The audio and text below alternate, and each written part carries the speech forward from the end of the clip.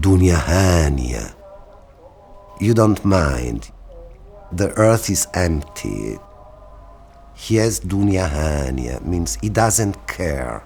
He's brave.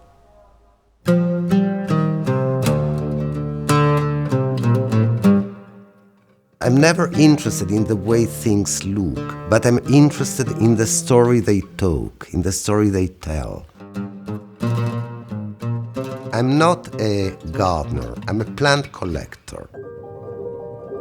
In this area, for instance, there were hundreds of species who have been separated by men, killed by men, because man is a bigger enemy of plants.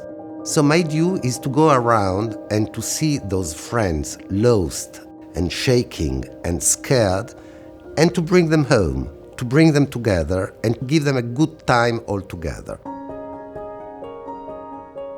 I never think that a plant is beautiful when it's beautiful. I think it's happy, and I don't think it's happy. I think she's happy.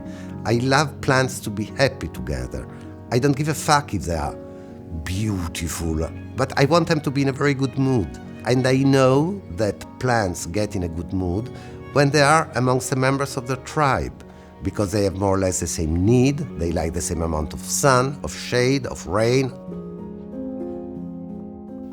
I feel the need of living in a happy world, surrounded by happy creatures. And of course, this world doesn't contemplate much the presence of the actual man, who's a very greedy creature, who likes to fuck, to destroy, doesn't like to help and follow the life around him. I think the big luck I had in my life has been that since I was very, very, very young, I was very, very interested in sex. Very interested in sex and very interested in art. Those two things have been two major motors in my quest for freedom.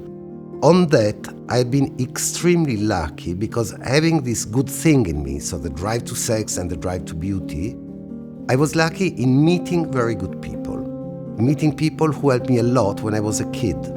And one of the major helper, one of the person in charge of me, was an antiquity dealer in Cairo called Mr. Fati, that decided I had an excellent eye and that he wanted to form me, to teach me, but not to teach me in the way you can study in a school or in a university or in a liceo, but to teach me to look at things, to hear things.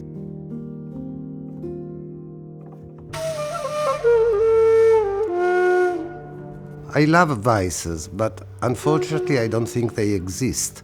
They're mythological creatures. I think bad habits exist. And what are bad habits? Bad habits are the things who harm ourselves. I have a very bad habit. I smoke. I smoke a lot. I have a personal life. I'm not very keen to talk about that, but I've been living for 40 years with a man I'm madly in love with. And to be madly in love with somebody, what does it mean for me? It means to have the pleasure of laughing together, of doing things together, of having long walks together, and sharing passions, and sharing a ear and an eye on thing. I think if in my gardens there's something that takes in the people, is that they're made out of love, out of my ear, out of my passion. And I think that when you get into a room or into a garden where you see that plants and objects are happy, sing together, you feel it. Even if you don't hear it, you feel it. And you have a sensation of well-being. You have a sensation of being in a dreamy world. That's an important thing when you create something. I have to be sincere, and there's a real secret reason for my being here, which is my mad love for the wild flowers of northern Morocco, the irises, the narcissi, and all that. I met my happiness in a field by Tangier, running amongst kilometers of wild irises.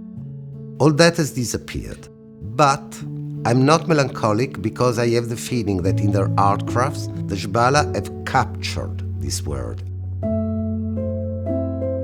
What keeps me here are the souvenirs, the memories, the unbelievably nice way of Northern Moroccan people to be.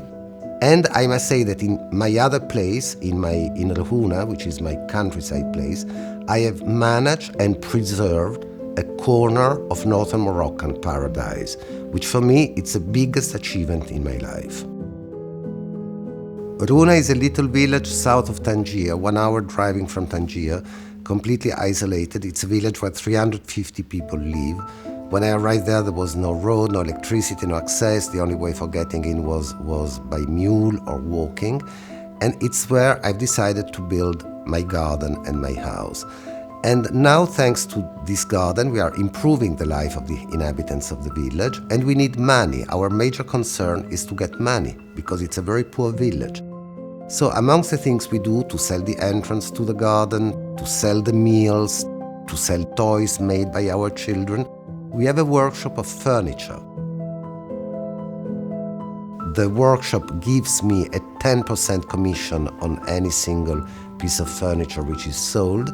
This money immediately goes into the village, but also it makes live 4 or 5 families, and that's a very good thing, because my major goal there is to create as many employments as I can, so that people live, stay there, are happy to be there, don't need to come to Tangier to be poor people in Tangier, and mostly don't need to emigrate to Europe, to Harrag, as you say in Moroccan, to take a little boat by night to go to Spain, and half of the time to die in the sea, as it has happened to many of my Moroccan friends.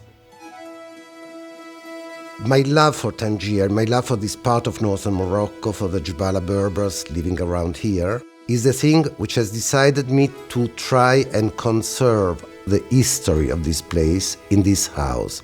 So I've always been a collector, but here my collection is not only a personal pleasure, but also a due, something I feel I have to do to keep witnesses of the very rich past of this part of the world.